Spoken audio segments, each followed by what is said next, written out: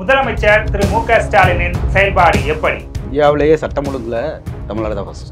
எதுக்கு கெட்டு போயிருக்குது? கெட்டு போயிருக்கிறது கிடையாது. அங்கே 100 கொலை நடக்குது, இங்கே 80 கொலை நடக்குது, ரொம்ப சந்தோஷமா இருப்போம். நீ எதுக்கையா திருப்பி அமிச்ச? கக்கூசு கட்டாம எதுக்கு திருப்பி அமிச்சர்? ஏதாவது ஒரு தத்துவம் சொல்லுங்க. இல்லை, இந்தியாவில் பல ஊரில் கக்கூசு இல்லை, நம்ம ஊரில் 1-2 ஸ்கூலில் கக்கூசு இருக்குல்ல, அது வரைக்கும் சந்தோஷப்படுங்க. அப்படி சொல்ல முடியுமா? கம்பேரிசனே கிடையாது சார். நீங்க டெல்லினா இப்ப இல்ல சொல்லவே கேளுங்க. டெல்லி நம்ம கூட அப்படியே இருந்த மாதிரி மட்டமானவங்க சார் மக்கள். யார் எதை சொன்னா சார், நீங்க என்ன சொல்றீங்க? யார் ரோட்ல சோறு கொடுத்தா என்ன சோறுனே தெரியாம வாங்குவான்னு சொன்ன நீங்க. ஊழல வந்து சிறைக்கு போய்க்கிற அவனுக்கு வந்து குரல் கொடுக்க வந்தாரு. ஊழல்ல யார் சிறைக்கு போனா? சிறைக்கெல்லாம் போல. யாரு? அவங்க துணை முதலமைச்சர் தானே சொல்றீங்க. செந்தில் பாலாஜிக்கு குரல் கொடுக்க வந்தாரு.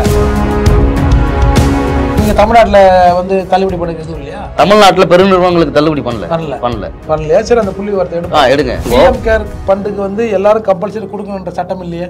பிஎம் கேர் ஃபண்டுக்கு கொடுத்தா மட்டும் தான் வரி விலக்குன்னு சொன்னாங்க. அதுக்கு என்ன அர்த்தம்? அது வந்து ரெண்டுக்கு வேற ஏதாவது அர்த்தம் இருக்கா? மாநில அரசு ரெஃப்ளெக்ட் நேயர்களுக்கு வணக்கம். இது அரசியல் ஆட்டம். कांग्रेस ने उनका भी विरोध किया. The BJP divide people. You make people fight. I will keep uniting people. இன்றைக்கு வெற்றி நடை போட்டுக் கொண்டிருக்கக்கூடிய அரசுதான் நம்முடைய திராவிட மாடல். காரணம் கமிஷன் ஊழல் குறையே கிடையாது.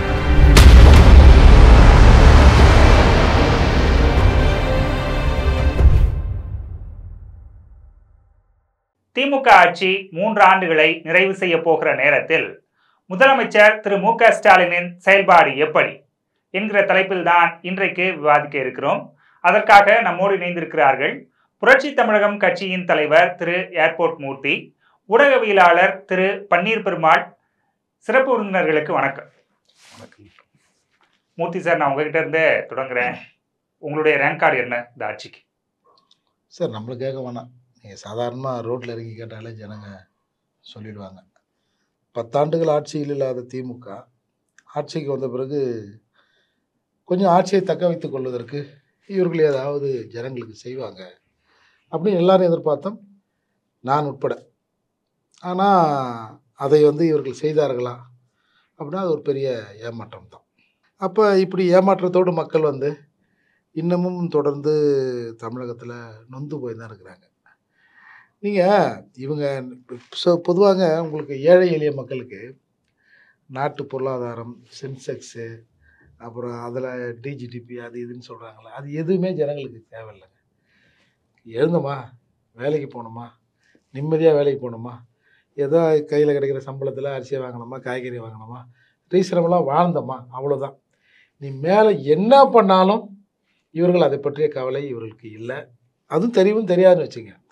ஆனால் இந்த இயல்பு வாழ்க்கை பாதிக்கிற போது பொண்டாட்டிக்கு 1000 ரூபா கொடுத்துட்டு மற்ற விலைகளை எல்லாம் ஏற்றிட்டு, பெண்களுக்கு இலவச பேருந்து கொடுத்துட்டு மற்ற விலைகளெல்லாம் ஏற்றிட்டு இவர்கள் வந்து அந்த கஷ்டத்தில் இருக்கிற போது தான் இவர்கள் ஒரு எரிச்சலை அரசு மீது காட்டுறாங்க. என்னை பொறுத்தவரை இந்த திமுக அரசு ஒரு ஃபெயில்யூர் அரசுன்னு தான் நான் பார்க்குறேன். ஏன்னா கடந்த 10 ஆண்டுகளில் தமிழகத்தின் கடன் சுமை 5000 கோடியாக 5 லட்சம் கோடியாக இருந்தது. இப்போ வந்து இவங்க 3 வருஷத்துலேயே கிட்டத்தட்ட 3.5 லட்சம் கோடிக்கு கடனை ஏற்றி இன்றைக்கி 8 லட்சம் கோடி கடன் ஆக்கியிருக்காங்க. இவங்க பேசிக்காகவே இந்த அரசு ஆட்சியை பிடிப்பதற்கு சில சதுரங்க வேட்டை வேலைகளை செய்தார்கள் அப்படின்னு தான் நான் சொல்லுவேன். ஏன்னா இவர்கள் வந்து இன்னும் ஆட்சிக்கு புதுசானவங்க இல்லை, ஏற்கனவே ஆட்சியில் இருந்தவர்கள், அனுபவம் உள்ள அமைச்சர் பெருமக்கள்லாம் இருக்கிறாங்க. அப்போ ஒரு நாட்டோட பொருளாதாரம், நம்ம தமிழ்நாட்டோட பொருளாதாரம் என்ன ஸ்டேட்டஸில் இருக்குது அப்படிங்கிறது இவங்களுக்கு நல்லா தெரியும். வந்த பிறகு என்னென்ன திட்டங்களை அமல்படுத்தினால் அரசு திவாலாகாமல் இருக்கின்றது இவங்களுக்கு தெரியும். அப்படி இருக்கிற கண்டிஷனில் இந்த மாதிரி இலவசங்களை அறிவிப்பது, இந்த பேருந்து, ஏற்கனவே பேருந்து வந்து நஷ்டத்தில் ஓடுதுன்ற கணக்கு காட்டுறாங்க. அப்படி இருக்கும்போது இலவச பேருந்துங்கிறது, இந்த பெண்களுக்கு 1000 ரூபா, இப்போ 1000 ரூபா கொடுக்காம இதுக்கு முன்னாடி 1000 ரூபா வாங்காமல் குடும்பம் நடத்துகிறாங்கல்ல, இப்போ நீங்கள் வந்து 1000 ரூபா கொடுத்து நாங்கள் என்ன சிறப்பாகிட்டோம்? அதை விட இன்னும் கேவலமாக தான் ஆகிட்டோம், அதை விட கீழே தான் ஆகிட்டோம் தானே எல்லோரும் சொல்கிறாங்க. அப்போது இவர்கள் வந்து இந்த ஓட்டை கவர்வதற்கு ஒரு மனுஷனோட ஆசையை தூண்டணும் அப்படிங்கிற ஃபார்முலா படி நாங்கள் வந்து அதை தந்துடுவோம் இதை தந்துடுவோம் அப்படின்னு மக்களை ஏமாற்றி அதிமுகவும் இது மாதிரியான வாக்குறுதிகளை கொடுத்தாங்க. இல்லை கொடுத்தாங்க சார். அப்பை விட அதுதான் நான் சொன்னேன், 10 ஆண்டுகளில் அவர்கள் வந்து வாங்கினது 5 லட்சம் கோடி. நீங்கள் 3 ஆண்டுகளில் 3.5 லட்சம் கோடி வாங்கியிருக்கீங்க. அப்போ அதை கம்பேர் பண்ணுங்க. அப்போ நம்ம தமிழ்நாடு இன்றைக்கி வட்டி கட்டுவதற்கே வட்டிக்கு காசு வாங்குது. அப்படி இருக்கிற நிலை. நீங்கள் ஒன்றும் இல்லை, இப்போ நம்ம இந்த போக்குவரத்து தொழிலாளர்கள் பண்ணாங்க, அது வந்து 7,000 கோடி அப்படி இப்படின்லாம் அந்த அவங்களோட நிலுவைத் தொகை இருந்தது. கடைசியில் அவங்க வந்து ஒரு மினிமம் தொகைக்கு வந்தாங்க.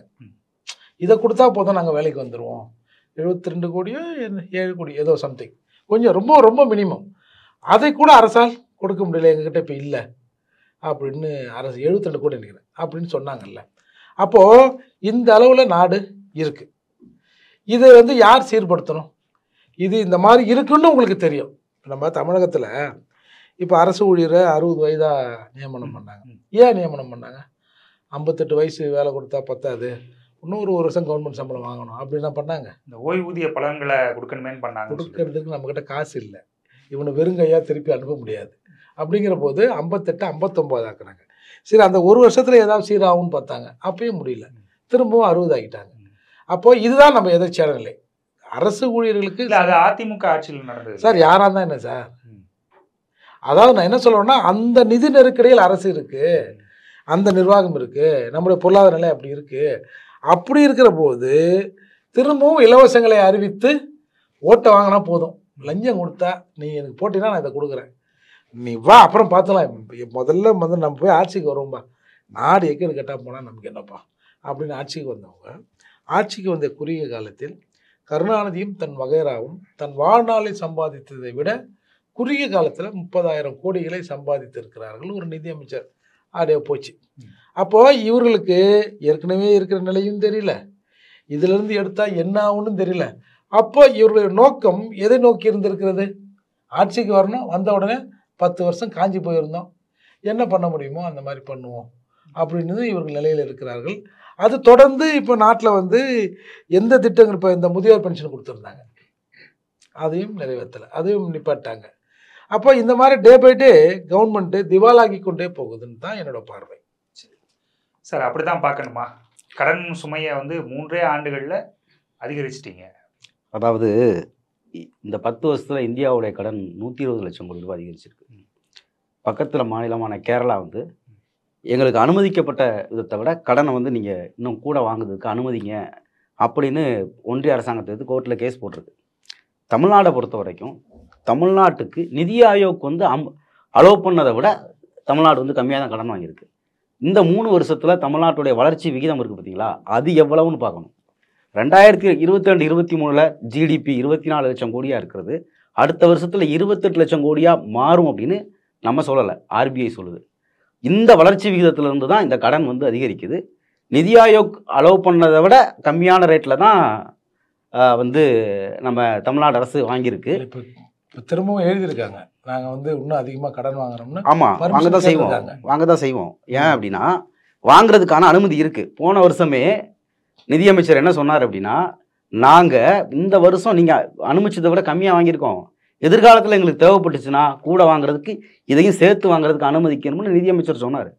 பொருளாதாரம் பற்றி தெரியாமலாம் கிடையாது, வந்த உடனே நிதியமைச்சர் ஒரு வெள்ளை அறிக்கை கொடுத்தார். 10 வருஷத்தில் இந்த மாநிலத்துடைய பொருளாதாரம் எப்படியெல்லாம் குறைஞ்சிது, மாநிலத்துக்கு வர வேண்டிய நிதி கிட்டத்தட்ட ஒவ்வொரு நிதி கமிஷன்லையும் எப்படிலாம் குறைக்கப்பட்டுச்சு, அது 15வது நிதி கமிஷனில் என்னவா மாற்றப்பட்டுச்சு அப்படிங்கிறது, கடன் எல்லாமே, மாநிலத்துக்கு வரக்கூடிய வருமானம் எந்த வழியில் வருது. இப்போ இந்த பட்ஜெட்டில் கூட 100 ரூபாயில் 43 ரூபா மாநிலத்துடைய சொந்த வருமானம், அந்த அளவுக்கு தான் இருக்குது. அப்போ இந்த வளர்ச்சி விகிதத்துக்குள்ள இருந்து தான் அந்த கடன் வந்து வாங்கப்பட்டிருக்கு. ரெண்டாவது, வாங்குகிற கடன் வந்து இலவச திட்டங்களுக்கான கடனே கிடையாது. இந்த திட்டங்கள் எல்லாமே வந்து இப்போ மக்களுக்கு வந்து விலைவாசி கூடிருச்சு, இந்த 1000 ரூபாய் வச்சு என்ன பண்ண முடியும் அப்படின்லாம் பேசுகிறாங்க. அதாவது இந்தியாவில் விலைவாசி கூடிய காரணம் இந்தியா முழுக்க நீங்கள் எடுத்து பார்க்கணும். இந்தியாவுடைய சராசரி பணவீக்கத்தை விட தமிழ்நாட்டுடைய பணவீக்கம் கம்மி. நேற்று கூட அண்ணாமலை இந்த மாதிரி ஒரு பொய்யை சொல்லி மாட்டிக்கிட்டார். அவர் வந்து நாங்கள் 10 வருஷத்தில் எங்களுடைய வளர்ச்சி விகிதம் அதிகம் அப்படின்னு சொல்லி, ஆனால் அது வந்து பொய்யான தகவல் அப்படிங்கிறது டேட்டாவை எடுத்து பார்க்குறப்ப தெரிய வருது. அதையும் அதே நிதியமைச்சர், முன்னாள் நிதியமைச்சர் பிடிஆர் பப்ளிக்லேயே போடுறாரு. அப்போ இந்தியாவுடைய பணவீக்கத்தை விட தமிழ்நாட்டுடைய பணவீக்கம் கம்மி, இந்தியாவுடைய விலைவாசி உயர்வை விட தமிழ்நாட்டில் இருக்கக்கூடிய விலைவாசி உயர்வு கம்மி.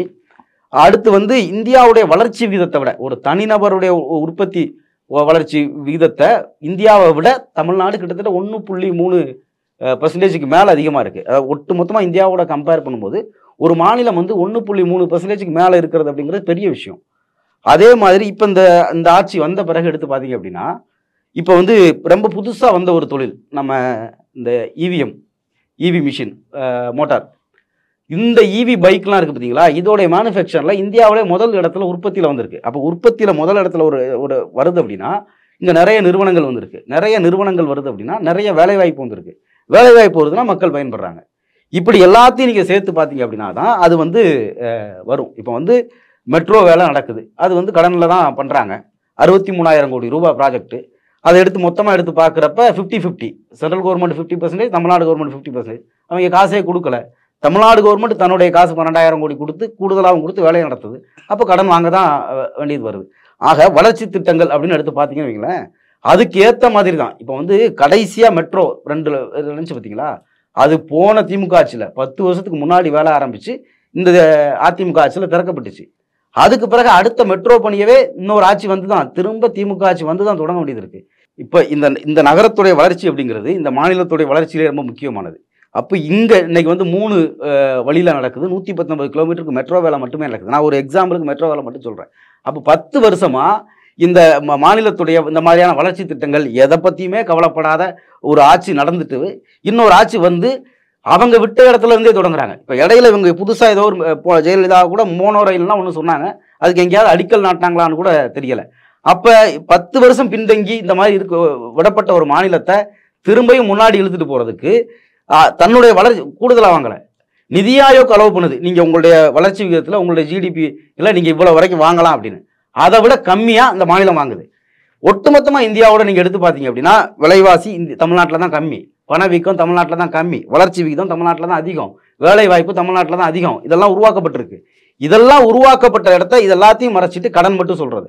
ரெண்டாவது, இந்த இலவச திட்டங்கள் இருக்குது பார்த்தீங்களா, இது குறித்தான கேம்பெயின் அப்படிங்கிறது இன்னைக்கு ஆரம்பிச்சதில்லை. அதை வந்து ஒரு பிஜேபிக்காரர் வந்து கேஸ் போட்டார். என்னன்னா இலவச திட்டங்கள் வந்து ஓட்டுக்காக கொடுக்கப்படுது அப்படின்னு. இதை ஒரு பிஜேபிக்காரர் கேஸ் போட்டார். மத்திய பிரதேசத்தில் பிஜேபி 20 வருஷம் ஆட்சி நடத்துது. சிவராஜ் சிங் சவுகான் தான் 20 வருஷம் முதலமைச்சர். அன்னைக்கெல்லாம் அவருக்கு தோணவே இல்லை. ஆனால் இப்போ இந்த எலெக்ஷனுக்கு முன்னாடி பெண்களுக்கு நாங்களும் காசு கொடுக்குறோம், அவங்க வந்து அங்கே வந்து கேஸ் போடுறதுக்கு ஒரு ஆளை அனுப்புகிறாங்க, இன்னொரு ஆளை வந்து இந்த மாதிரி அவங்களுடைய தேர்தலுக்காக பயன்படுத்துகிறாங்க. இது அவங்களுடைய ஆட்டம். அவங்களுடைய கொள்கை இலவசங்களை ஒழிக்கணுங்கிறது அது வேற. ஆனால் தேர்தலுக்கு பயன்படுத்துறதுக்கு அவங்களும் பயன்படுத்துகிறாங்க. இப்படி தான் தமிழ்நாட்டை காப்பி தான் எல்லாருமே அடிச்சிருக்காங்க. இதை எதிர்க்கக்கூடிய, தமிழ்நாட்டில் இதை எதிர்த்து பேசக்கூடிய, இது குறித்தான தவறான கருத்துக்களை வந்து பரப்பக்கூடிய ஆட்கள்லாம் இருக்காங்க பார்த்தீங்களா, அவங்க பிஜேபி, ஆர்எஸ்எஸ் இவங்க எல்லாருமே தமிழ்நாட்டுடைய இந்த திட்டங்கள் எல்லாம் காப்பி அடிச்சு அவங்க ஊரில் வாக்குறுதியாக கொடுக்குறாங்க. 20 வருஷம் ஆட்சி பண்ணும்போது அறிவு வரல சிவராஜ் சிங் சவுகானுக்கு. ஆனால் இப்போ தமிழ்நாட்டை பார்த்து அவர் பண்ணுறாரு, பண்ணி திரும்ப எலெக்ஷன்லையும் நிற்கிறாரு. அப்போ அந்த இடத்துல தமிழ்நாடு எல்லாருக்குமே முன்மாதிரியாக இருக்குது. முன்மாதிரியாக இருக்கக்கூடிய ஒரு மாநிலத்தில் ஏதாவது ஒரு 2 நம்பர் இந்த மாதிரி கடன் தொகை அப்படிங்கிற மட்டும் சொல்கிறாங்கல்ல. ஆனால் அது அந்த கடன் ஏன் வந்துச்சு அப்படிங்கிறது தெள்ள தெளிவாக பழைய நிதியமைச்சர், இன்னைக்கு இருக்கக்கூடிய நிதியமைச்சர் எல்லாருமே அறிக்கை கொடுத்துருக்காங்க. அது தமிழ்நாடுடைய வளர்ச்சி விகிதத்தில் எவ்வளோ அப்படிங்கிறதெல்லாம் சொல்லியிருக்காங்க. அந்த வகையில் டேட்டாவாக பார்க்கும்போது எல்லாமே கரெக்டாக இருக்குது. சரி, நண்பர் ஒரு பத்திரிகை நிருபர்னு சொன்னீங்க. இப்போ யாரும் ஆர்எஸ்எஸ் சேர்ந்ததா, பிஜேபி சேர்ந்ததா, திமுக சேர்ந்ததான்னு யாரும் இங்கே பேச வரல. தமிழ்நாடு என்ன திட்டம் பண்ணியிருக்கு? ஆமாம், கருணாநிதி ஆட்சியில் இருக்கிற போது நாடு முழுக்க சிமெண்ட் சாலைகளை போட்டார். நாடு முழுக்க சிமெண்ட் சாலைகளை போட்டுட்டோம், ஒவ்வொரு இடத்துலையும் சிமெண்ட் சாலை போதுன்னாரு. ஏன் தோத்தாரு? ஏண்டா சிமெண்ட் சாலை போட்டால் நாங்கள் என்ன ரோட்டில் படுத்து கிடப்போமா? எங்களுக்கு என்னடா ஆச்சு சோறு அப்படின்னு தான் அப்போ தோத்தாங்க. நீங்கள் 1000 புள்ளி விவரங்க சொல்லுங்கள்.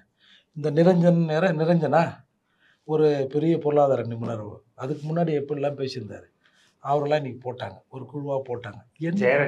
ஜெயரஞ்சன் என்ன பண்ணி கிழிச்சாங்க. நீங்கள் அந்த புள்ளி விவரம் சொல்லுங்கள், இந்த புள்ளி விவரம் சொல்லுங்கள். இது டிவியில் உட்காந்து பேசுறதுக்கு சரியாக இருக்கும். ரோட்டில் பஸ்ஸுக்கு நிற்கிறான்ல, ரேஷன் கடைக்கு போகிறான்ல, அரை கரும்பு தருவியா ஒரு கரும்பு தருவியா அப்படின்னு நிற்கிறான்ல, அவங்ககிட்ட போய் நில்லுங்க. 1000 ரூபாய் கொடுத்துட்டு நீங்கள் என்ன சொல்ல வரீங்க, இந்த 1000 ரூபாய் நான் வாங்கின உடனே என் புள்ளையை கொண்டு போய் ஆஸ்பத்திரியில் காட்டி மருந்து வாங்கி என் புள்ளை இன்றைக்கி வாழ்ந்துருக்குன்னா அது இந்த 1000 ரூபாய் வாங்கத்தான். இந்த டைலாக், இந்த நடிப்பு வேலையெல்லாம் காட்டாதீங்க. அப்போ நீ 1000 ரூபாய் தரலன்னா அந்த புள்ளை செத்துருக்குமா? இந்த 1000 ரூபாயை நீ அரசு மருத்துவமனை சரி பண்ணு, ஏன் இவன் ப்ரைவேட்டுக்கு போகிறான்? இந்த ஆண்டு பட்ஜெட்டில் கிட்டத்தட்ட 3500 கோடி ரூபாய் வந்து இலவச பெண்கள் பயணத்துக்காக ஒதுக்கியிருக்கோம். ஏன் இதுக்கு முன்னாடி பொம்பளைங்க வேலைக்கே போகலையா? இல்லை அது ரோட்டில் வந்து நிற்க எவனா வந்து ஏற்றி போவானா? சொந்த காசில் கொடுத்தானே போனாங்க. அப்போ நீங்கள் சொல்கிறீங்களா இலவசங்களை இந்த மாதிரி சொல்லி இழிவுபடுத்துகிறாங்கன்னு. இப்போ ஆந்திராவிலேருந்து தெலுங்கானா பிரிஞ்சதில்லை. தெலுங்கானா பிரிவதற்கு யார் காரணம்? சந்திரசேகர் ராவ் என்ற ஒரு தனி நபர் தான் காரணம். 1000 பேர் அவர் பின்னாடி நின்று இருக்கலாம், காரணம் இல்லை. அவர் இந்த எலெக்ஷனில் என்ன ஆனார் சார்? அந்த நாட்டை உருவாக்கினவர். எல்லாரும் ஆந்திரா, எல்லாரும் தெலுங்கர்கள், எல்லாரும் ஒரு தாய் வைத்த மக்கள். இருந்தாலும் ஆந்திராவில் இருக்கணுக்கு இங்கே அரசு வேலை இருக்கக்கூடாது, எங்கள் தெலுங்கானா பகுதியில் இருக்கிற அந்த வாய்ப்புகளை நீங்கள் பறிக்கிறீங்க அப்படின்னு இங்கேருந்து திருப்பி அனுப்பிச்சாங்க. அப்போ என்ன நினைக்கிறார் அவர்? இந்த பகுதி வட்டார மக்கள், நம்ம பகுதி மக்கள் நல்லா இருக்கணும், இதற்காகத்தான் இந்த மாநிலத்தை நம்ம உருவாக்கியிருக்கோம் அப்படின்னு நினைச்சார். காங்கிரஸ் என்ன தேர்தல் அறிக்கை சொன்னாங்க? மாதத்துக்கு 2000 தரேன்னாங்க.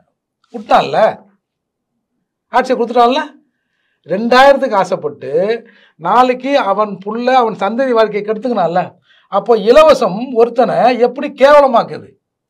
நீங்கள் ரோட்டில் போயின்னே இருங்க, எவனா ஒருத்தன் ஒரு 70 சோறு கூட போட்டேன் சார், டக்கு டக்குன்னு எடுத்துறானுங்க வண்டியை. அது நல்ல சோறா, சாமி சோறா, கோயிலில் படைச்ச சோறா, இல்லை அந்த ஈமக்கிரியை செஞ்ச சோறா? அப்போல்லாம் இலவசமா ஒன்று சொல்லுவாங்க தெரியா, கப்பலில் பொண்ணு வந்தால் எனக்கு ஒன்று எங்கள் அப்பனுக்கு ஒன்று அப்படின்னு. அப்போது இந்த மக்களுக்கு இலவசம் என்ற பேரில் ஒரு சின்ன நாக்குப்பூச்சியை போட்டு இந்த ஓட்டுன்ற மக்களை நீங்கள் பிடிக்கிறீங்க. நாங்கள் என்ன பண்ணுறோம்? இதுக்கு எழுச்சிவாய்த்தனமாக ஓட்டை போட்டு நிற்கிறோம். இப்போ நீங்கள் தாலிக்கு தங்கம்னு ஒரு திட்டம் வச்சுருந்தாங்க சார், நல்ல திட்டம் தான், ஏழை எளியவனுக்கு கொடுக்குறது. உடனே என்ன சொன்னீங்க?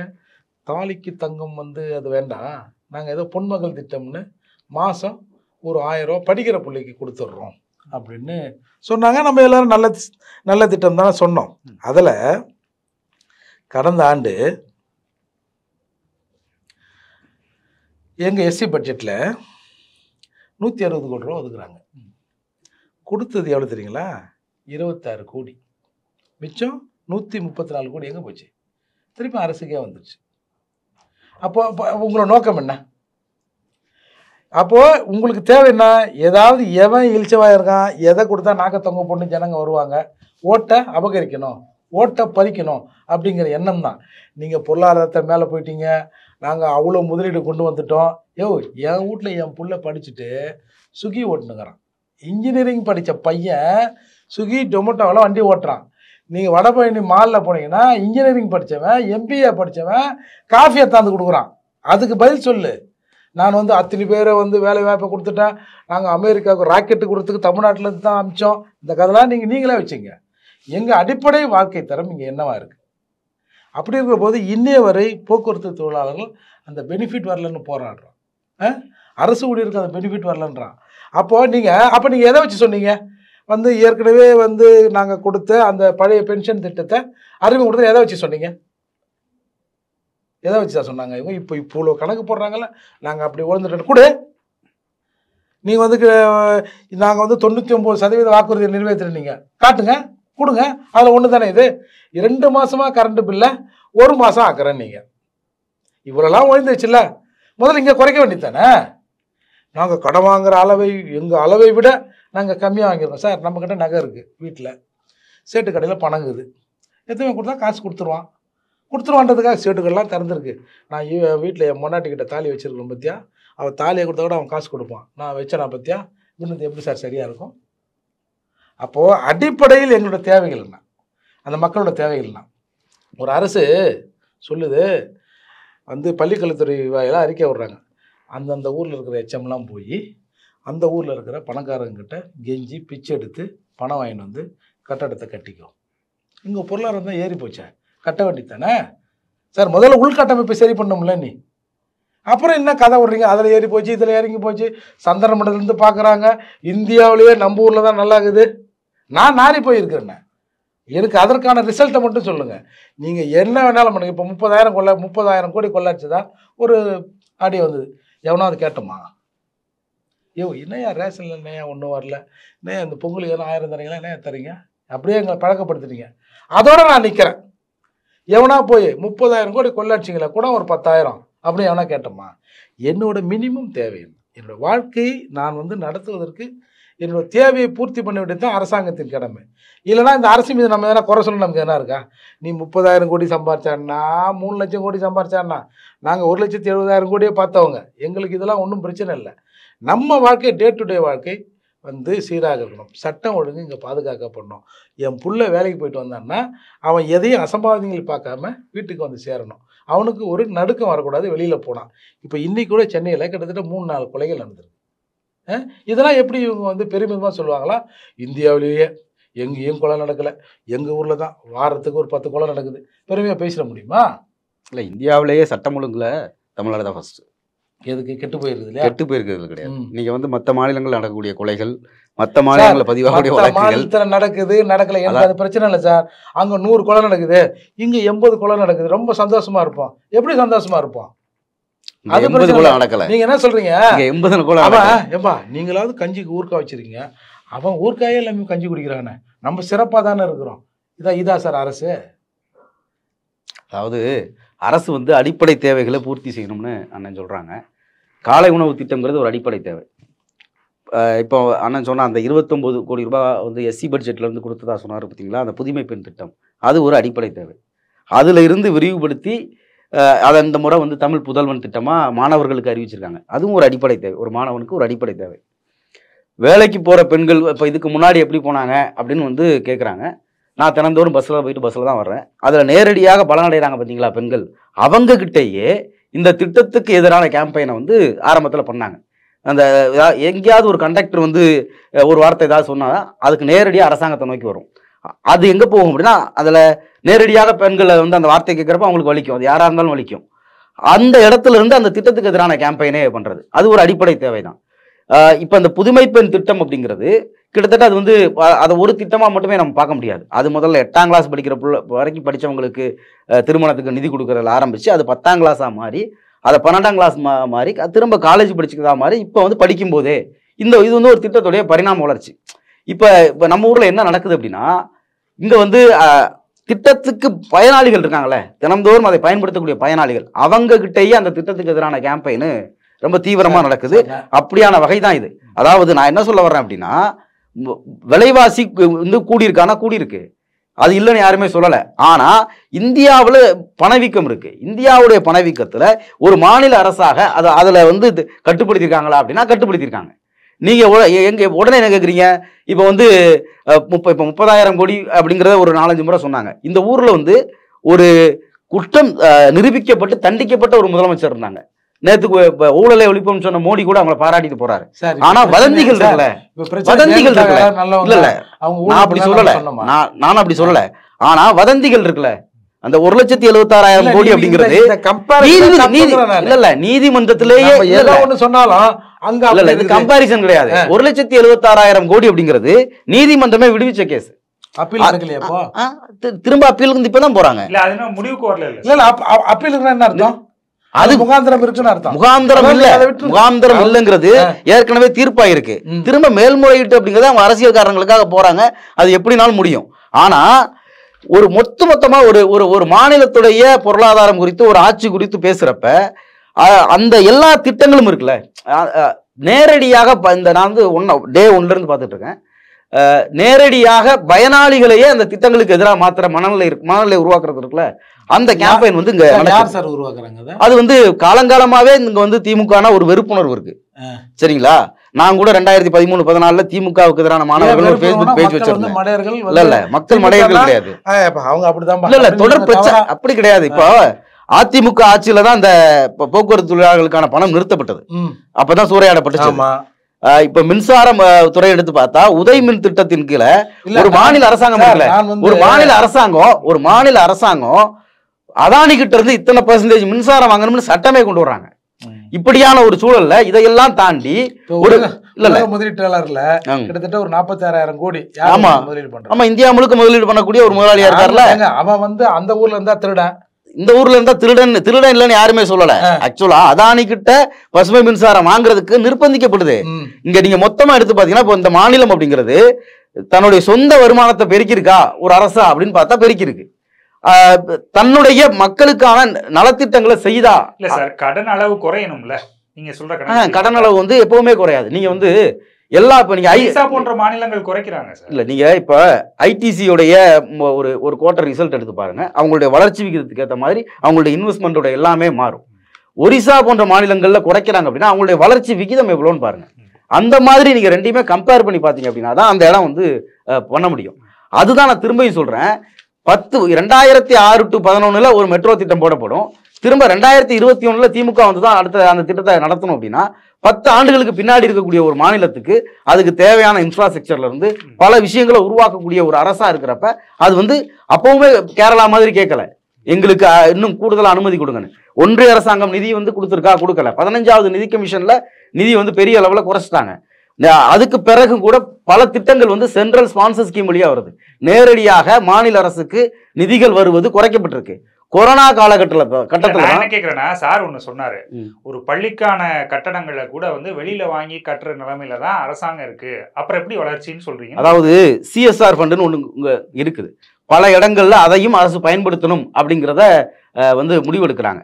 நம் பள்ளி நம் திட்டம் அப்படிங்கிற இடத்துல பள்ளிகளால பயனடைஞ்சவங்க அதுல ஃபண்டுங்கிறது கடந்த ஆண்டுகள் கிட்டத்தட்ட 50,000 கோடி இந்தியாவில் செலவு செய்யப்பட்டது.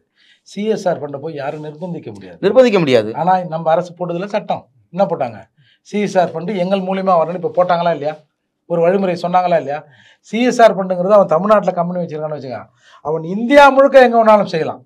ஏன் அதையும் ஏன் வழியா கொண்டு வரணும் நீ சொல்ற? ஆமா சார், இப்ப இங்க இந்த கம்பெனி நடத்துறீங்க, எங்கள்கிட்ட கொடுங்க சார். அது ரூல் இல்ல. அவங்க ஆக்சுவலா இந்த இடம் இருக்குல்ல, இல்ல நான் இன்னொன்று சொல்லிடுறேன். என்ன அப்படின்னா, கொரோனா காலகட்டத்தில் நிதி வந்து வசூல் பண்ணாங்க பாத்தீங்களா, அதுல மாநில அரசாங்கத்துக்கு கொடுக்கக்கூடிய நிதிக்கு வரி விலக்குலாம் கிடையாது. ஒன்றிய அரசாங்கத்துக்கு PM கேர் ஃபண்டு கொடுத்தா மட்டும்தான் வரி விலக்கு அப்படின்னு சட்டம் போட்டாங்க. அப்படியான சட்டம்லாம் அங்க போடல. இது வந்து கோரிக்கை. இந்த கோரிக்கைன்னா என்ன அர்த்தம்? என்னால இயல அப்படி கிடையாது. இயல அப்படிங்கறத மட்டுமாவே அதை எடுக்க கூடாது.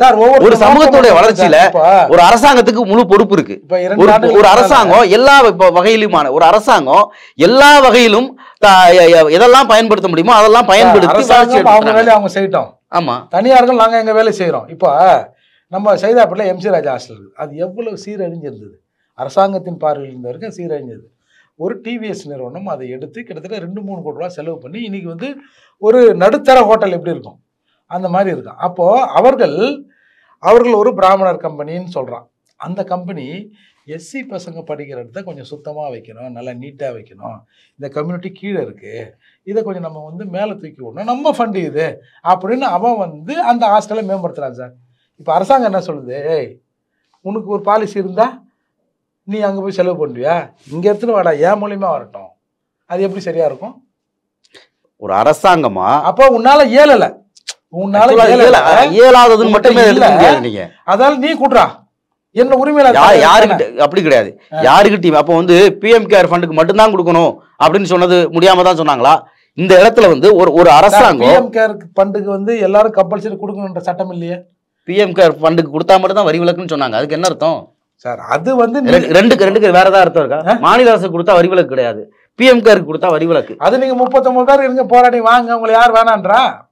ஒரு MP இதை மூச்சு காட்டல. இப்ப நீங்க பேசுறீங்க இவ்வளவு அக்கறையா, இதை பேச வேண்டிய நபர்கள் பேசினாங்களா? எம்பிக்கள் பேசினாங்க. எங்க பேசினாங்க? எல்லா எம்பிக்களும் பேசினாங்க. பேசிட்டு ஒரு ஃபார்மலுக்கு ஒரு தடவை பேசிட்டு நாங்களும் பேசிட்டோம். அப்படி கிடையாது. டெல்லி இப்ப டெல்லியோட இல்ல டெல்லியோட மாநிலத்தை கம்பேரிசனே கிடையாது சார். நீங்க டெல்லினா இப்ப இல்ல இல்ல நான் சொல்ல கேளுங்க. டெல்லி நம்ம கூட அப்படியே இருந்த மாதிரி நான் சொல்ல வர போற டெல்லி வேற, நீங்க டெல்லி வேற.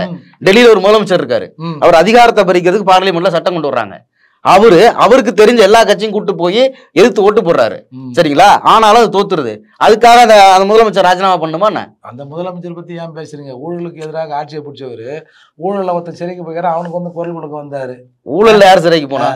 சிறைக்கெல்லாம் போல. யாரு? அவங்க துணை முதலமைச்சர் தானே சொல்றீங்க. செந்தில் பாலாஜிக்கு குரல் கொடுக்க வந்தாரு, அதை விட கேவலம் என்ன இருக்குது? அதுவும் விசாரணை தான். நான் என்ன சொல்றேன், நான் சொல்றதை கேளுங்க. நான் வந்து ஒரு மாநில உரிமையா அரவிந்த் கெஜ்ரிவாலை பத்தி பேசிக்கிட்டு இருக்கேன். நீங்க என்ன சொல்றீங்க? இல்லங்க, நான் சொல்ல வந்த இடத்த சொல்லிடுறேன். நீங்க 39 MP என்ன பண்றாங்கன்னு கேக்குறீங்க. ஒரு டெல்லி முதலமைச்சர் அவருக்கு தெரிஞ்ச எல்லா கட்சிகளையும் கூட்டு போயுமே ராஜ்யசபால ஓட்டு போடுறாரு. அங்க தோத்து இல்ல அங்க ஆனாலும் டெல்லி உரிமை பறிக்கப்படுது. அதுக்காக அவர் வந்து நீங்க எப்ப அங்க நீ யார கேள்வி கேட்கணும்? டெல்லியில இல்ல ஆமா திருப்பி வந்தா கொடுக்கதான் போறாங்க. டெல்லி MP 7 பேர் இருக்காங்க பாத்தீங்களா, டெல்லி உரிமையை பறிக்கிறதுக்கு ஓட்டு போட்டான் பாத்தீங்களா, அவனை கேள்வி கேட்கறத விட்டுட்டு அந்த முதலமைச்சரே ஒன்னதான் முதலமைச்சரா வச்சோம், ராஜ்யசபால ஏன் ஜெயிக்கல அப்படின்னு கேட்பீங்க. இந்த இடம் அப்படிங்கிறது இருக்குல்ல, அரசியல்ல மையமான விவாதங்களை தவிர்த்துட்டு பயனாளிகளை நோக்கி நான் வந்து இந்த ஆட்சி வந்த கடைசியில் அங்கதாங்க போய் நிக்கும். ஆமாங்க, பயனாளிகள் சொல்லுவாங்க, பயனாளிகள்கிட்ட கேம்பெயின் பண்றாங்க, பயனாளிகள் சொல்லல. இல்ல சார், இப்போ உண்மையிலே நான் வந்து பயனடைஞ்சிருக்கேன்னு வச்சுக்கோங்க, ஏதோ ஒரு அரசு திட்டத்தால எனக்கு ரொம்ப யூஸ்ஃபுல்லா அப்படின்னா யார் வந்து என்ன சொன்னாலும் நான் கேட்க மாட்டேன்ல. அப்படி கிடையாது, அதுதான் சொல்றேன். அதுதான் இந்த தொடர் பிரச்சாரம். இந்த தொடர் பிரச்சாரத்தோட விளைவு என்ன அப்படின்னா, இப்போ அதான் சொல்றேன், ஒரு சின்ன இடர்பாடு இருக்கும். ஏதோ ஒரு அதான் சொன்னல, பஸ்ல போறப்ப யாரோ ஒருத்தர் கூட சக பயணியா இருக்கிற ஒருத்தன் கமெண்ட் பண்ணுவான், இவங்க எல்லாம் ஓசியில போறாங்க அப்படின்னு. அதை என்ன பண்ணிடுவாங்க, இவங்க இன்னைக்கு ஒன்னு இப்படி ஓசி பஸ்ன்னு சொல்றதுக்கு காரணம் ஸ்டாலின் தான் அப்படின்னு ஒரு பிஜேபி காரங்களே யாரையோ விட்டு ஒரு வீடியோ பேச விட்டு பரப்பி விடுவாங்க. மட்டமானவங்க சார் மக்கள். யார் எதை சொன்னா சார், நீங்க என்ன சொல்றீங்க, யார் ரோட்ல சோறு கொடுத்தா என்ன சோறுனே தெரியாம வாங்குவான்னு சொன்ன நீங்க மக்கள் மட்டமானவங்க தேவை ஒட்டி போறான். இவ்வளவு அறிவுபூர்வமா ஒண்ணு அவன் சொன்ன ஆமாமா கரெக்ட் தான் அப்படின்னு கேட்டானே, இலவசம் பேர்ல என் ஊருக்குள்ள வராதா, எனக்கு தேவை இந்த பாருங்க, இலவசம் நீங்க முதல்ல என்ன சொல்லணும் தெரியுமா, அப்ப இந்த 25 லட்சம் கோடி ரூபாய் தள்ளுபடி பண்ணாங்க இலவசமா ஒரு கார்பரேட்டுக்கு. அவனை முதல்ல எங்களுக்கு வேண்டாம்னு சொல்லுங்க. நீங்க திரும்ப எங்க வரீங்கன்னா, இந்த 1000 ரூபாய் அவங்களுக்கு கார்பரேட்ல இருந்து வாங்கின பிறகு நமக்கு வாங்கிக்கலாமா? அப்போ புரியல, அவங்ககிட்ட நம்ம கார்பரேட்டுக்கு எல்லாத்தையும் தாராவது இல்ல. அப்படி இல்ல சார், பெருநிறுவனங்களுக்கு கொடுக்கறத பேசாம ஏத்துக்கிறாங்க. 25 லட்சம் கோடி நீங்க வந்து இதையே சொல்லிட்டு இருக்கீங்கன்னு சொல்றேன் சார். அதையும் கேட்கிறோம். அது 25 லட்சம் கோடி சார், 25 லட்சம் கோடி இருக்கு. நீங்க தமிழ்நாட்டுல வந்து தள்ளுபடி பண்ணது எதுவும் இல்லையா? தமிழ்நாட்டுல பெருநிறுவனங்களுக்கு தள்ளுபடி பண்ணலையா? சரி, அந்த புள்ளி வார்த்தை எடுங்க சார். அத நம்ம அவங்க எல்லாருமே இல்ல சார், அவங்க எல்லாருமே நேஷனலைஸ் பேங்க்ல வாங்குறாங்க. அது எல்லாமே சென்ட்ரல் கவர்மெண்ட் எது பாதிக்குதோ அங்க. ஆமா சார், நேரடியாக அதான் சொல்றேன்ல, நேரடியாக நான் பஸ்ல ஃப்ரீயா போறேன், ஆனா அதுல நடக்கக்கூடிய ஏதோ ஒரு இடர்பாடை வச்சு நீங்க அந்த திட்டமே எனக்கு எதிரானது அப்படின்னு கேம்பெயின் பண்றீங்க. இப்ப இந்த தாலிக்கு தங்கம் இருக்குல்ல, 2020 இருந்து 21 வரைக்கும் தமிழ்நாட்டுல அது எத்தனை பேர் கொடுத்தாங்கன்னு கேளுங்க. லேப்டாப் இருக்குல்ல, 2020 இருந்து 21 எத்தனை பேர் கொடுத்தாங்கன்னு கேளுங்க. அதெல்லாம் ஏற்கனவே நிப்பாட்டப்பட்ட திட்டம், ஆனா அதை நிறுத்திட்டு தான் இவங்க கொடுக்குறாங்க அப்படின்னு ஒரு கேம்பெயினை டே 1ல இருந்து சொல்லிட்டு இருக்காங்க. தமிழ்ல மொத்த அந்த டேட்டா எடுத்து பார்த்தா பச்சையா தெரியும். அதை உடைக்க வேண்டியது அரசோட பொறுப்பு. ஆமா, அதாவது அரசோட பொறுப்பு, அரசை ஆதரிக்கக்கூடியவர்களுடைய பொறுப்பு. அதை அவங்க பல இடங்கள்ல சொல்லிட்டு தான் இருக்காங்க. அதே மாதிரியானதான் இதுவும். நான் என்ன சொல்ல வர்றேன் அப்படின்னா, இது இந்த மாதிரி ஒரு பயனாளிக்கு இப்ப வந்து தினமலர் போட்டாங்க, அந்த காலை உணவு திட்டம் ஆரம்பிச்ச உடனே கக்கூஸ் நம்பி வருதுன்னு. அது பயனாளிகிட்டே கேம்பெயின் பண்றது. அது அதை பிள்ளைங்களை அனுப்புறவங்க இருக்காங்களா, அவங்க கிட்டே கேம்பெயின் பண்றது. சாப்பிடாதவங்க கிட்ட எல்லாம் அது தேவையில்லாதது போல அப்படின்னு நினைக்க வைக்கிறது. இந்த இடம் இருக்கு பாத்தீங்களா, இந்த இடம் அப்படிங்கிறது தான் தொடர் பிரச்சாரம் தினந்தோறும் நடக்கும். இதுல இன்னொரு இடத்துக்கு வந்துடுறேன். இந்த இலவசம் திரும்ப சொல்லப்படுது பாத்தீங்களா. இன்னைக்கு தமிழ்நாட்டுடைய வளர்ச்சி குறித்து தமிழ்நாட்டுல இலவசம் வேண்டாம்னு சொல்றவங்க கூட அவங்க ஆள்ற ஊர்ல இலவசங்களை அறிவிக்கிறாங்க. அங்க வந்து வளர்ச்சி அதிகரிச்சிருக்காங்க. இந்தியாவுல 3 மாடல் தான், ஒன்னு கேரளா மாடல், இன்னொன்னு குஜராத் மாடல், இன்னொன்னு தமிழ்நாடு மாடல். கேரளா மாடல்ல தனிநபர் வருமானம் ஓரளவு இருக்கும், ஆனா குஜராத் மாடல்ல ஜிடிபி அந்த growth மட்டுமே இருக்குமே தவிர தனிநபருடைய டெவலப்மெண்ட் இருக்காது. அங்க இது இருக்காது. இந்த ரெண்டும் கலந்த மாடல் தமிழ்நாட்டு மாடல். அதுக்கான முக்கியமான காரணம், இங்க இருந்து இந்த மக்களுக்கு கொடுக்கக்கூடிய பல்வேறு சமூக நல திட்டங்கள் வழியா தான் இந்த சமூகத்தை வளர்த்து கொண்டு வந்திருக்கோம். டேட்டாவா 50 வருஷத்துல வெற்றிகரமா கொடுக்கப்பட்ட ஒரு திட்டத்தை இப்ப நம்ம இப்ப பேசுறோம்ல, உத்தரப்பிரதேசுக்கு அதிகமா பணம் கொடுக்குறீங்க அப்படின்னு. 50 வருஷம் அதிகமா பணம் கொடுத்து அந்த ஊர் ஏன் முன்னேறல அப்படிங்கிறது குறித்து பேசுறப்ப பழனிவேல் தியாகராஜன் ஒரு முக்கியமான ஆர்குமெண்ட் வைக்கிறாரு. பணத்தை எப்படி செலவு பண்றோம் அப்படின்னு தெரியாதவங்கிட்ட நீங்க எவ்வளவு கொடுத்தாலும் அந்த ஊர் முன்னேறாது. தமிழ்நாட்டுல கம்மியா தான் கொடுக்கப்படுது, தமிழ்நாட்டுக்கு 29 காசு தான் கொடுக்கப்படுது. அப்படி கொடுக்கப்பட்ட இடத்துல கூட எப்படி வந்து இது டெவலப்மெண்டா மாறுது அப்படின்னா, எதை எங்க செலவு பண்ணணும் அப்படிங்கறது திட்டமிட்டு தான் செலவு பண்றாங்க. அப்படி திட்டமிட்டு செலவு பண்ணப்பட்டதன் வழியாதான் இந்த ஊர் இவ்வளவு பெரிய வளர்ச்சி அடைஞ்சிருக்கு. இதை வந்து நீங்க உடனே இந்தியாவோட கம்பேர் பண்ணாதீங்கன்னு திரும்ப சொல்றது இருக்குல்ல. அப்ப நீங்க வேற ஏதாவது ஒரு மாடலை காட்டுங்க. நான் ஒரு அரசியலமைப்பு சட்டத்துக்கு கீழே இருக்கேன். அந்த அரசியலமைப்பு சட்டத்தை ஒரு பாராளுமன்றம் ஆளுது. அந்த பாராளுமன்றத்துக்கு கீழே ஒரு பெரிய நிலப்பரப்பு இருக்கு, அதுக்கு கீழே பல மாநிலங்கள் இருக்கு. அந்த கண்ட்ரோலுக்கு கீழே இருக்கக்கூடிய நான் ஒரு ஆட்சி நடத்துறேன் அப்படின்னா, இங்க இருக்கிற எல்லாத்தையும் விட டெவலப்மெண்டா இருக்கு அப்படின்னா அதுல இருக்கு அப்படின்னு சொல்லி ஆகணும். நீங்க வந்து அந்த இடத்த கூட சொல்லக்கூடாது, நீங்க இதை மட்டும் சொல்லுங்க அப்படின்னு சொன்னா கூட, அப்ப போன ஆட்சியோட கம்பேர் பண்ணா நாங்க ஜெயலலிதா பத்தி பேசலாமா அப்படின்னு அண்ணன் கேக்குறாங்க. அப்ப யார பத்தியும் பேசாம நீங்க ஒரு கேம்பெயினை மட்டும் பண்றீங்களா, அது எப்படி அப்படிங்கிறது எனக்கு தெரியல. சரி, நான் உங்களோட இறுதி கருத்தை எடுத்துக்கிறேன் சார். இப்ப இந்த காலை உணவு திட்டத்தை பத்தி சொன்னாரு, தினமலர் இதை பத்தி சொன்னார்ல, உண்மையிலே தோட ரொம்ப அக்கறையா சொன்னார். பரவாயில்ல. அந்த சர்ச்சை வந்த பிறகு நீங்க பார்த்த வரைக்கும் சொல்லுங்க, நம்ம அரசு பள்ளிகள்ல இந்த டாய்லெட் கக்கூஸ் எத்தனை பள்ளிக்கூடத்துல இருக்கு சொல்லுங்க. அரசு சார்பாக ஒரு அறிக்கை விட்டாங்க. கிராமப்புறங்களில் அங்கே ஒன்றும் இங்கே ஒன்று கக்கூசில் இந்த உள்ளாட்சித்துறையிலேருந்து உள்ளாட்சி மன்றங்கள்லேருந்து அந்த துப்புரவு பணியாளர் காலையில் 9 மணிக்குள்ளே வந்து அந்த இருக்கிற டாய்லெட் எங்கேயாவது 1-2 இருந்தால் அதை க்ளீன் பண்ணிட்டு போயிடுவாங்க. திரும்பவும் மறுநாள் 9 மணிக்கு தான் வந்து க்ளீன் பண்ணுவாங்க. 9 மணிக்குள்ளே க்ளீன் பண்ணுவாங்கன்றாங்க. ஒரு புள்ள 10 மணிக்கு பள்ளிக்கூடம் போகிறான், வீட்டில் கொஞ்சம் சாப்பிட்டு போகிறான், 2வது சாப்பிட்றான், வயிறு அப்செட் ஆகுது. 1ஆம் கிளாஸ் பையன் கக்கூசுக்கு போகிறான், அவன் கழுவான். இல்லை முதல்ல 10 மணிக்கு பள்ளிக்கூடத்துக்கு போகிறேன். பள்ளிக்கூடத்துக்கு 10 மணிக்கு போக மாட்டாங்க. இல்லைங்க 10 மணிக்கு கக்கூஸ் வருதுங்க அவனுக்கு. சரி சாப்பிட்டு ஏன் அதுக்கு என்ன டைம் அலாரம் வச்சா வரும்? ஒரு 10 மணிக்கு 11 மணிக்கு வருது, அந்த குழந்தை கக்கூசுக்கு போகிறான். அவனுக்கு யார் சார் அங்கே ஹெல்ப் பண்ணுவான்? சரி அப்படியே போயிட்டு அதை ஒரு நிற்கிற அப்படியே போட்டு வந்துட்டான். அடுத்தாப்புல ஒரு குழந்தை போகிறான். என்ன வாத்தியார் போய் அந்த கக்கூஸ் க்ளீன் பண்ணுவானா? ஒரே ஒரு துப்புரவு பணியாளர் பள்ளிக்கூடத்தில் காட்டுங்க. இவ்வளவுலாம் தினமலர் எழுதுன்னு எல்லாரும் கண்டிச்சோம். அதை 120 கோடி ஒதுக்கிட்டு 2 கோடி ரூபா செலவு பண்ணிட்டு 118 கோடியை செலவு பண்ணுறிய. எழுதிய தினமலர்காரன் புத்தியும் புத்தியும் ஒன்றுன்ற நான் அதை சரி பண்ணுறதுக்கு தானே பணம். சோறு போட்டால் போதுமா? இதை காட்டுங்க. எத்தனை பள்ளிக்கூடங்கள கக்கூஸ் இருக்கு சார்? ஆம்பளை பையனாவது எங்கேயாவது ஒரு சவுத்து வர அடிச்சிருவான் சார். பெண்கள் அந்த சிறுநீரை அடக்கி அவருக்கு என்ன பாதிப்பு வரும்? இல்லை இதுக்கு ஒரே ஒரு விளக்கத்தை சொல்லுங்க. நீ எதுக்கையா திருப்பி அனுப்பிச்ச? கக்கூசு கட்டாம எதுக்கு திருப்பி அனுப்பிச்ச? ஏதாவது ஒரு தத்துவம் சொல்லுங்க. இல்லை இந்தியாவில் பல ஊரில் கக்கூஸ் இல்லை, நம்ம ஊரில் 1-2 ஸ்கூலில் கக்கூஸ் இருக்குல்ல, அது வரைக்கும் சந்தோஷப்படுங்க. அப்படி சொல்ல முடியுமா? அப்போ எதற்கு எடுத்தாலும் அங்கே பாரு இங்கே பாருன்றத விடுங்க. என் வயிற்ற பாருங்க, என் வாழ்நிலையை பாருங்கன்னு தான் நான் சொல்கிறேன். அவங்க அதை பார்த்ததுனால தான் இவ்வளவு திட்டங்கள் போட்டிருக்காங்க. அதை மக்கள் நேரடியாக பலனடைஞ்சுக்கிட்டு இருக்காங்க. திமுக அரசின் செயல்பாடுகளை பற்றியும் முதலமைச்சர் மு.க. ஸ்டாலினின் செயல்பாடுகள் பற்றியுமான உங்களது கருத்துக்களை கமெண்ட்ல தெரிவிங்க நேயர்களே. இன்றைய அரசியல் ஆட்டம் நிகழ்ச்சியில் பங்கேற்ற திருமிகு ஏர்போர்ட் மூர்த்தி அவர்களுக்கும் திரு பன்னீர் பெருமாள் அவர்களுக்கும் நன்றி. மீண்டும் மற்றொரு அரசியல் ஆட்டம் நிகழ்ச்சியில் சந்திக்கலாம் நேயர்களே. நன்றி, வணக்கம்.